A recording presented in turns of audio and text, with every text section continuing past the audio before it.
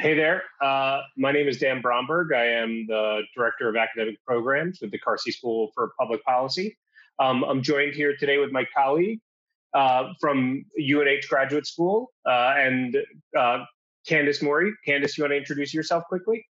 Sure. My name is Candice Mori, and I coordinate accelerated master's programs for UNH, and I am a proud alum of the Carsey School. All right. So we'll kind of do this in two parts. First, we're going to address the Carsey School master's programs, and then we'll transition over to the accelerated programs and how those work. The Carsey School does offer two accelerated programs, so we'll cover those. But Candice is the expert on the accelerated master's degree, so she'll jump in as we transition over to that. So the Carsey School of Public Policy. Why the Carsey School? What does it offer you? The nice part about the Carsey School is that we combine academic programs, research, and engagement into one school, which gives students an opportunity to really get a hands-on approach to public policy making and also work across the spectrum of Carsey. So our students work with our researchers, our students are out in the field sometimes with the folks that are doing engagement work. And you get to really see how all ends of that policy making and implementation work and engage on different levels as a student. So that's really the benefit of the Carsey School, is that we're not siloed into a department and students get to look across different areas. We have three academic programs. We have a master's in public policy, a master of public administration, and a master in community development. Currently, the Masters of Public Policy, or the MPP, and the Master of Public Administration, the MPA, offer accelerated options for UNH undergraduates to pursue their master's while they're finishing up their undergraduate degree. So I'll talk about those today. The Masters of Public Policy is really that initial side of policymaking. We stress the idea of strategic communication and the development and analysis of public policy. So it really takes place on that front end. So if you're interested in advocating for public policy, if you're interested in working with legislators to develop public policy, or if you're interested in analyzing public policy once it's been implemented, this degree really could give you those skills to get where you need to be. It's a 40-credit program. It has two tracks that students choose from, a policy analysis track or a strategy and communications track. And what we really found while looking at what a typical MPP graduate lacks is that they may have some of that analytical core, but they don't have the ability to both present a clear strategy and recognize how to communicate that strategy. So that was one aspect that we really brought to this program that we think is unique, and most programs out there do not do that. There are 5 core requirements. We spend a week in Washington, D.C., and it's a pretty amazing week. Students have about 25 meetings in those 5 days. They meet with policy leaders from across the policy ecosystem. We meet with private sector government affairs officials. We have meetings at the White House. We have meetings at the Pentagon. And students really get a hands-on experience to what policymaking looks like in practice in Washington, D.C. And all of those meetings, students have an opportunity to engage with policymakers, to learn from them, to ask them questions. But then they also have that opportunity to network with them during those meetings. Students also have 2 other experiential learning opportunities. They have an internship opportunity and a capstone project. And I'm happy to talk about those further if there are some questions. In total, the program takes anywhere from 12 to 24 months. As an accelerated student, you roll in with some of your electives finished. So it should really take you about 12 months to complete once you get rolling in that graduate section. The Masters of Public Administration is a bit more of a part-time program to some degree. Although we have a handful of students doing it full-time, typically we think about this student as someone that is working during the day, coming to school at night, and really balancing both that work and school, lifestyle, that balance. Uh, what the MPA really looks to do is prepare people to manage policy implementation, right? So this is after that legislation has been passed. And all of a sudden it gets to an executive agency, or it gets to a nonprofit organization, or it gets to an institute of higher education, right? And so how do we manage those mission-driven organizations that are in heightened political environments, right? They're not Ford Motor Company, right? They're not selling cars. They look quite different. They're delivering human services. They're providing education, right? They're doing things like regulating the environment. What does it look like to manage one of those organizations? What does it look like to manage a town or a city? And that's really where the MPA focuses and has its emphasis. The MPA is a really flexible degree. And to that end, it has a really flexible schedule. It's a hybrid program, which means that many of our courses are offered online, and then a handful are offered in person. And typically, these courses are taught out of the Manchester campus in the evening.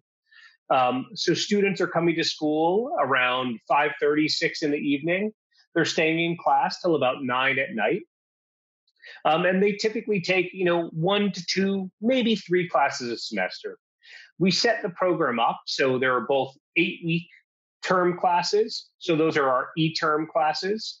And there are full 16-week semester classes, along with online courses. So if you take a look at the schedule that's on the screen right now, you'll see that there are a number of different paths that students can take.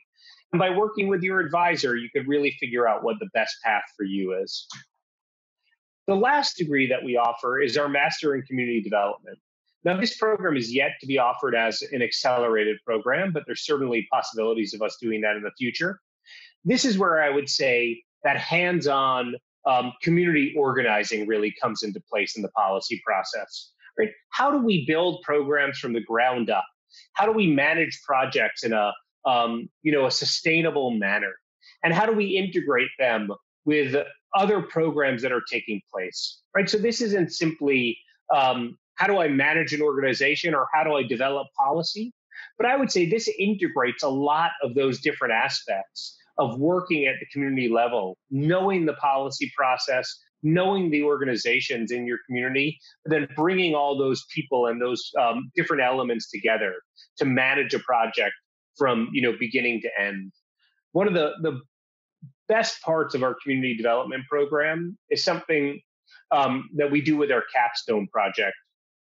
So from day one, you start what we call the project series courses, and you essentially start your capstone right during your first class. This is something that typically doesn't happen in master's degrees. Typically, a capstone is something you do at the way end of your program. But by integrating it throughout your entire program, we feel like you get the benefit of that learning process of how to manage a project from beginning until end. Typically, this is about a 14-month program. You start in one summer, really intensive over one summer, and then it carries through to the following summer where you finish up. Historically, this had been in person in the summer, then online throughout the year. Right now, due to our current circumstances, it's completely online, which offers a really great opportunity for those of you that cannot get to campus. So the online summer portion still is a bit more intense than the semesters, and then once again, online again in the summer.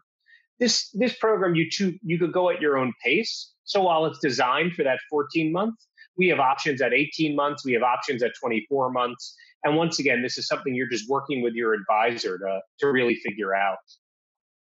And one other opportunity that has popped up recently is our partnership with Semester in the City.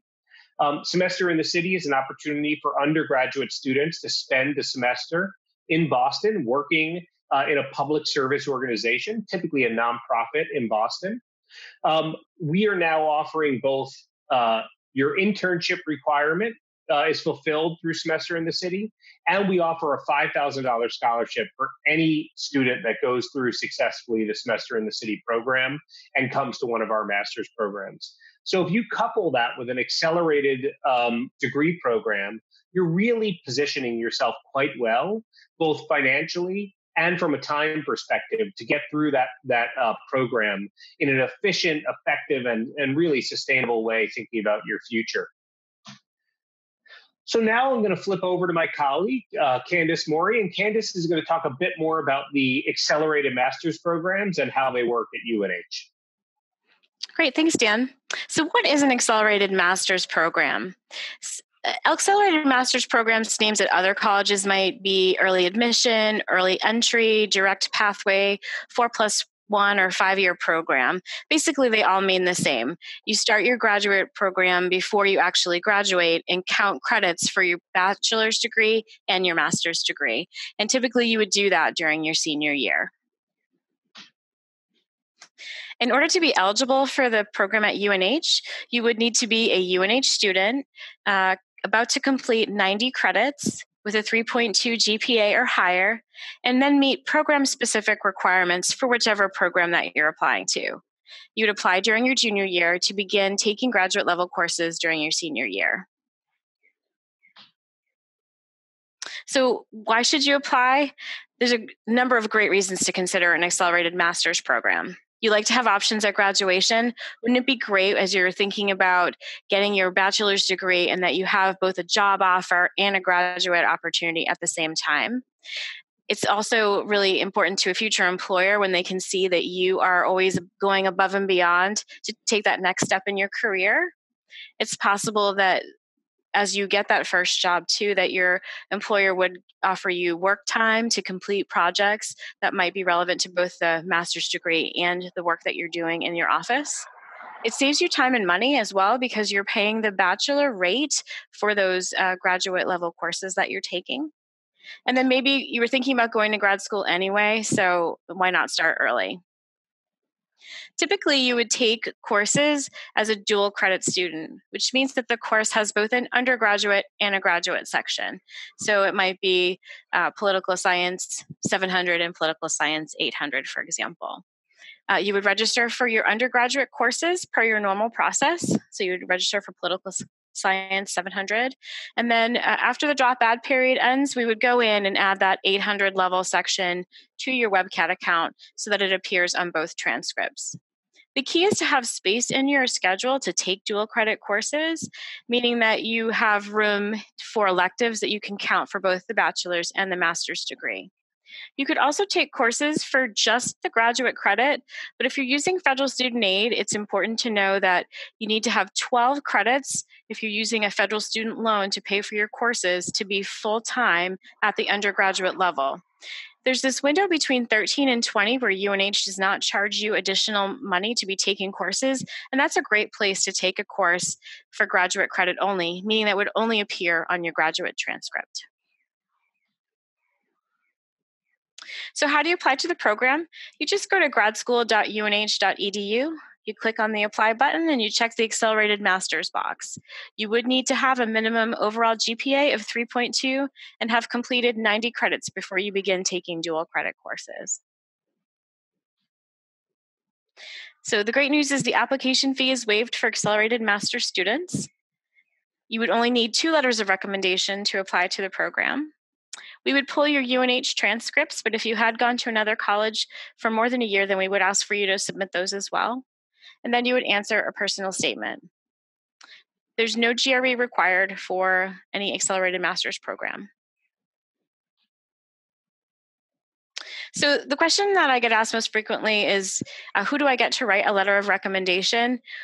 I would say that you would want to talk with faculty of a program that you're interested in, maybe if you're doing some volunteer work, or if you've gone abroad and maybe you did some volunteer work in that area, or you've worked closely with the program coordinator. It's always great to ask someone if they can write you a strong letter of recommendation and then go forward with using that person that said yes. The department will look at a lot of different pieces of your application, so don't worry if you had a grade that was below average in one session. They're going to look at your coursework, your internships, work or volunteer experience, any undergraduate research that you've done, as well as the letters of recommendation and your personal statement. So just a reminder about the accelerated master's programs and the potential impact on financial aid. In order to be eligible for full-time status and use federal student loans to cover the cost of your education, you do need to take a minimum of 12 undergraduate credits that meet undergraduate degree requirements. Now, undergraduate degree requirements can include 128 credits that you need to receive to earn your bachelor's degree, major requirements, minor requirements, discovery courses, or any other requirements for your bachelor's degree. If you have questions about that, you can reach out to the financial aid office. Once you actually receive your bachelor's degree and then go into your master's program, it's great to also work with your future employer to think about, are they going to invest in you as you are going on into your master's degree? So here are some things that you may want to ask as you're looking for that first job. Does your employer offer a tuition benefit or professional development opportunities?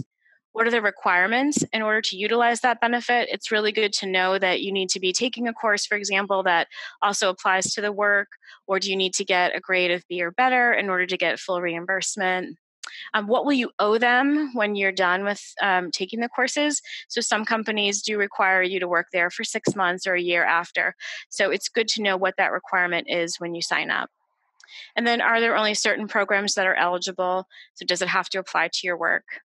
And then, are there projects that you could use that would be helpful for both the capstone and your work, or internship, research projects, or independent study?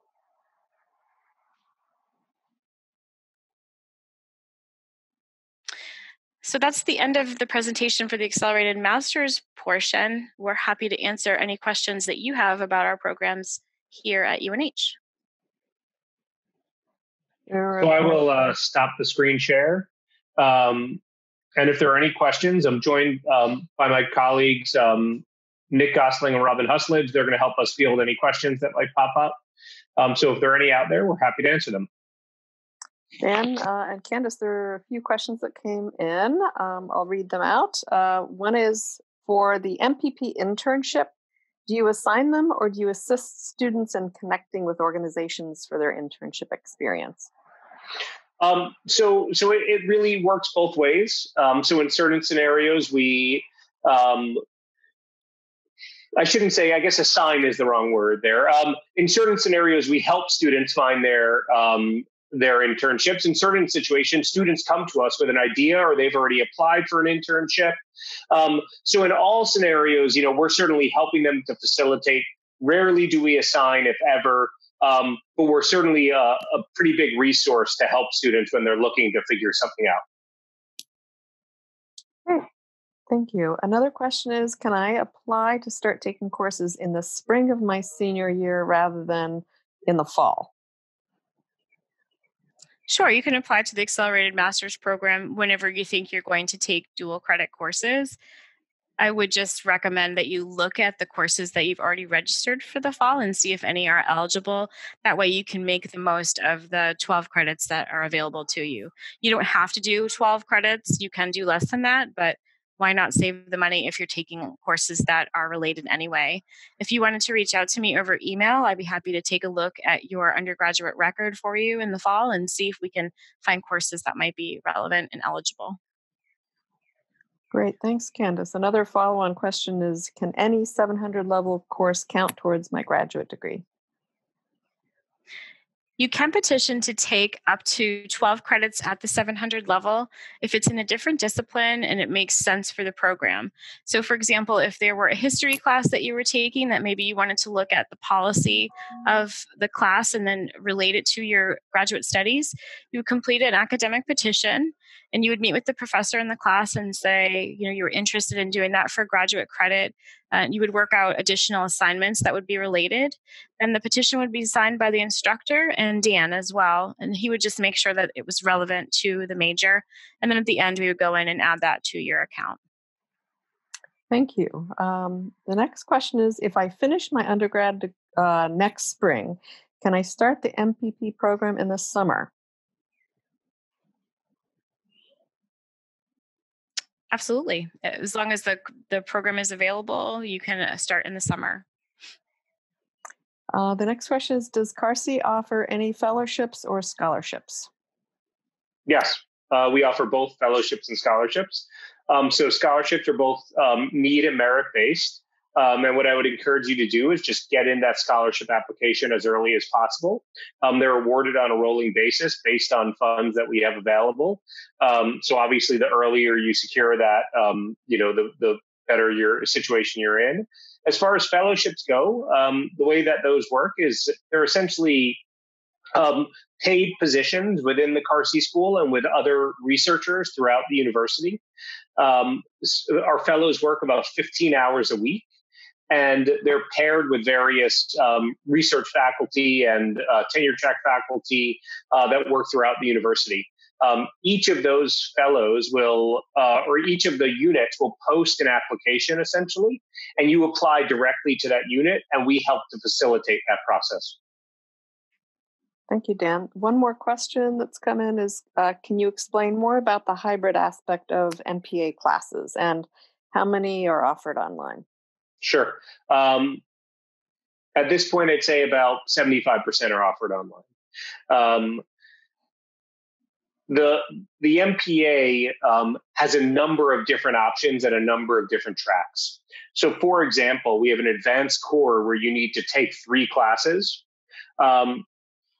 It's quite possible the 3 that you have identified may not be offered online, but another 3 would be offered online. So based on your willingness to kind of mix and match, there'll always be enough courses offered online to get you, 75, 80% of the way there, if not even more.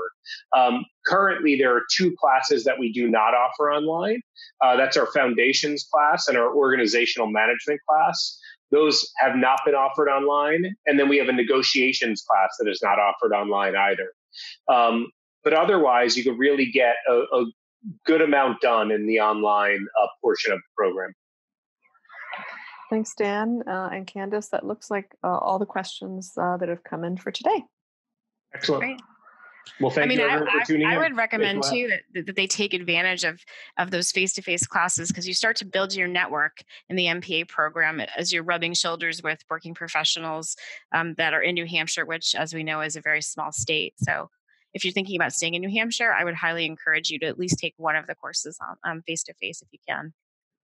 Yeah, agreed. It is an excellent part of the program.